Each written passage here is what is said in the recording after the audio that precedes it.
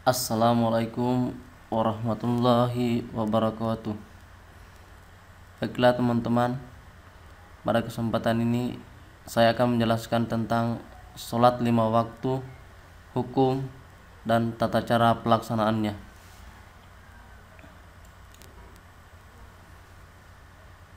Bagian pertama, penjelasan sholat 5 waktu.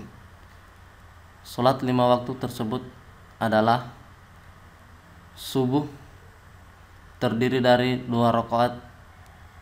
Waktu subuh diawali dari munculnya fajar shadiq, yakni cahaya putih yang melintang di ufuk timur. Waktu subuh berakhir ketika terbitnya matahari. Kemudian zuhur, terdiri dari 4 rakaat. Waktu zuhur diawali jika matahari telah tergelincir condong ke arah barat dan berakhir ketika masuk waktu asar. Kemudian asar, terdiri dari 4 rakaat. Waktu asar diawali jika panjang bayang-bayang benda melebihi panjang benda itu sendiri, khusus untuk mazhab Imam Hanafi. Waktu asar dimulai jika panjang bayang-bayang benda 2 kali melebihi panjang benda itu sendiri. Waktu asar berakhir ketika terbenamnya matahari. Kemudian maghrib, terdiri dari 3 rakaat. Waktu maghrib diawali dengan terbenamnya matahari dan berakhir dengan masuknya waktu isya. Kemudian isya, terdiri dari 4 rakaat. Waktu isya diawali dengan hilangnya cahaya merah atau syafaq di langit barat dan berakhir hingga terbitnya fajar shadiq keesokan harinya. Menurut Imam Syiah, sholat isya boleh dilakukan setelah mengerjakan sholat maghrib. Pengertian sholat 5 waktu. Sholat 5 waktu adalah sholat fardu atau sholat wajib yang dilaksanakan 5 kali sehari semalam. Sedangkan menurut istilah syar'i, sholat adalah ucapan dan perbuatan yang dimulai dengan takbiratul ihram dan diakhiri dengan salam dengan syarat-syarat tertentu. Sholat 5 waktu adalah kewajiban yang harus dikerjakan oleh setiap orang Islam, baik yang laki-laki maupun yang perempuan, karena sholat 5 waktu itu hukumnya wajib dan memang diperintahkan oleh Allah Subhanahu wa ta'ala, sebagaimana firman Allah Subhanahu wa ta'ala yang tertuang dalam surat Al-Isra ayat 78.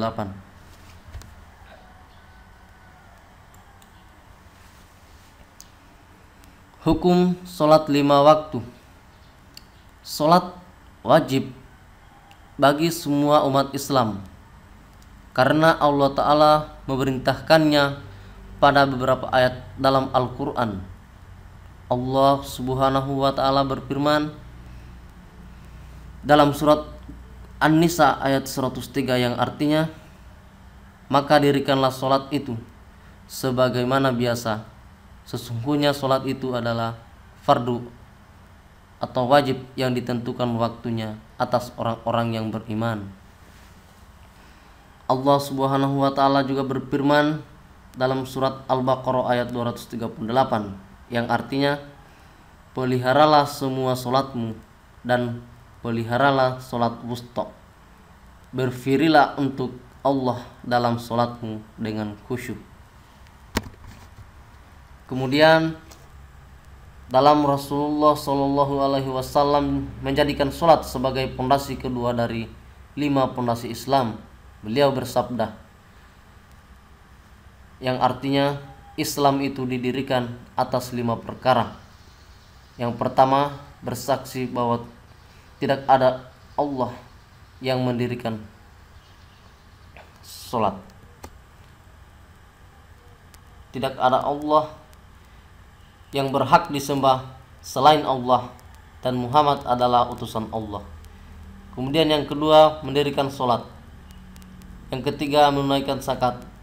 Yang keempat, mengerjakan haji ke Baitullah dan berpuasa pada bulan Ramadan. Hadits riwayat Al-Bukhari dan Muslim.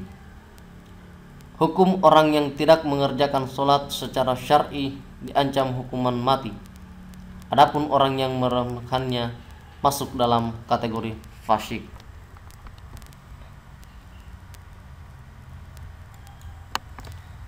Selanjutnya, hikmah sholat 5 waktu.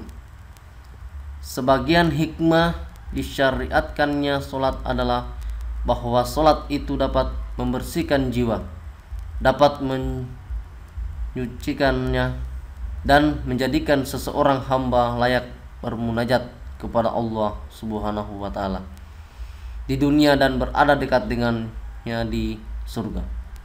Bahkan sholat juga dapat mencegah pelakunya dari perbuatan keji dan mungkar.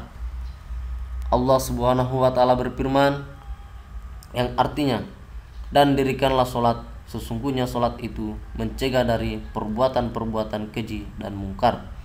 Surat Al-Ankabut ayat 45. Kemudian keutamaan sholat 5 waktu. Sabda Nabi Muhammad SAW yang artinya, perumpamaan sholat 5 waktu ibarat sebuah sungai tawar yang deras yang ada di dekat pintu rumah salah seorang dari kalian, yang ia mandi di dalamnya sebanyak 5 kali setiap hari. Maka apakah kalian melihat adanya kotoran yang tersisa padanya? Para sahabat berkata, tidak ada sedikit pun. Beliau melanjutkan, sesungguhnya sholat 5 waktu itu dapat menghilangkan dosa-dosa sebagaimana air dapat menghilangkan kotoran. Hadits riwayat Muslim. Kemudian gambar ataupun tutorial tata cara pelaksanaan sholat 5 waktu. Teman-teman bisa melihat dari gambar 1, 2, dan seterusnya sampai salam. Kemudian manfaat gerakan sholat yang saya tampilkan tadi melalui tutorial. Yang pertama, takbiratul ihram. Gerakan ini melancarkan aliran darah, getah bening atau limfe, dan kekuatan otot-otot lengan.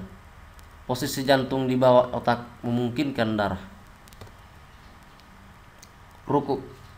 Postur ini menjaga kesempurnaan posisi dan fungsi tulang belakang sebagai penyanggah tubuh dan pusat syaraf.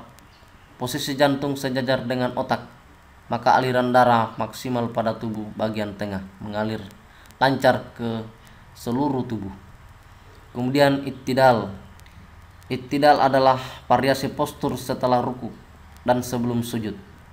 Gerak berdiri bungkuk, berdiri sujud merupakan latihan pencernaan yang baik. Organ-organ pencernaan di dalam perut mengalami pemicatan dan pelonggaran secara bergantian.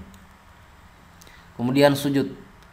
Aliran getah bening dipompa ke bagian leher dan ketiak. Posisi jantung di atas otak menyebabkan darah kaya oksigen bisa mengalir maksimal ke otak. Kemudian duduk. Saat iftirosi, kita bertumpu pada pangkal paha yang terhubung dengan syaraf nervus ischiadius. Posisi ini menghindarkan nyeri pada pangkal paha yang sering menyebabkan penderitanya tak mampu berjalan, mengalir maksimal ke otak. Kemudian salam. Relaksasi otot sekitar leher dan kepala menyempurnakan aliran darah di kepala. Gerakan ini mencegah sakit kepala dan mencegah kekencangan kulit wajah. Beribadah secara kontinu bukan saja menyuburkan iman, tetapi mempercantik diri wanita luar dan dalam. Selanjutnya, contoh video tutorial tata cara pelaksanaan sholat 5 waktu. Teman-teman bisa mengklik di sini untuk memutar daripada video sholat ini. Paling benci sama anak yang so tau begitu, Kang Mas. Kalau Kalau bacaannya bagaimana Pak Ustadz? Baiklah, Bapak akan mengajari kalian. Allahus somad la atau warahmatullahu akbar subhana rabbiyal a'la wa bihamdi. Selanjutnya drill and practice dalam PowerPoint saya. Teman-teman bisa melihat semuanya. Terima kasih. Wassalamualaikum warahmatullahi wabarakatuh.